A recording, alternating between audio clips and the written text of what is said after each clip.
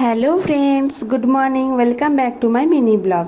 তো আমাদের কিন্তু এই বাঙালিদের পুজো কিন্তু চলেই এলো।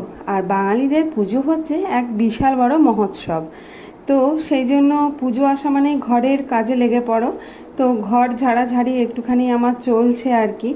কেন ঘর ঝাড়াঝাড়ি না করলে হয় বলো? কেন কি মা আসছে, তো ঘর তো পরিষ্কার রাখতেই হবে। সেই জন্য ঘরটা ঝেড়ে নিয়ে চিনিকে খাইয়ে দাইয়ে ও এখন নিজের মতন বসে বসে মোবাইল দেখছে। মোবাইল দেখতে দেখতে আমারও টুকিটাকি গোছানো সেগুলো আমার মোটামুটি কমপ্লিট, পুরো কমপ্লিট হয়নি।